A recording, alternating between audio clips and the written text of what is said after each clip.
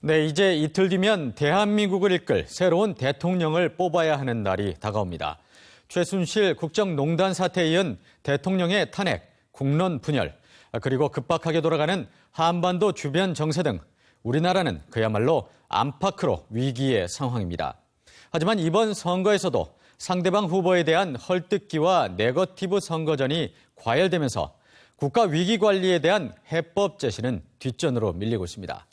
안타깝지만 이런 상황일수록 우리 유권자들은 더욱 냉철한 판단으로 국가 위기를 헤쳐가고 더 나아가 새로운 대한민국을 만들 수 있는 후보자를 선택해야 합니다.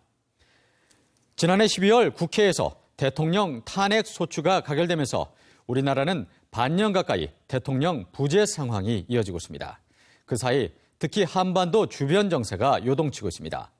대통령 탄핵 가결과 대선 전국으로 국내 상황이 급박하게 돌아가면서 상대적으로 북핵을 둘러싼 주변 강대국들의 움직임에 적절히 대응을 하지 못하고 있습니다. 북한이 핵실험 강행 의지를 천명하면서 긴장이 고조되고 미군이 개입하는 4월 위기설까지 나돌았습니다. 다행히 큰 무력 충돌 없이 지나갔지만 상황이 예전 같지 않다는 것은 분명합니다.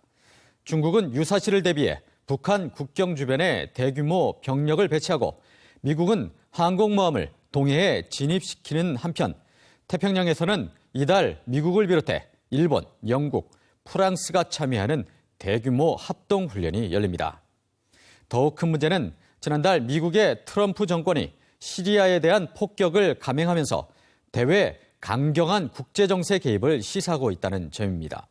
실제 폭스뉴스 같은 미국 현지 방송에서 북한에 대한 선제 타격을 할지 여부를 놓고 진지하게 논의하고 있는데도 오히려 상대적으로 우리는 둔감해하고 있는 것 같습니다. 더욱이 한국 정부는 대외적으로 국가 안위와 관련된 사안이 급박하게 돌아가고 있지만 이렇다 할 목소리조차 내지 못하고 있습니다. 흡사 강대국들 사이에 끼어 이러지도 저러지도 못했던 구한말 때와 같다는 말이 나오기도 합니다. 주요 대선 후보들이 잇따라 강원도를 방문했습니다. 도민들은 올림픽을 비롯해 도내 현안에 대한 공약들에 귀 기울였을 텐데요.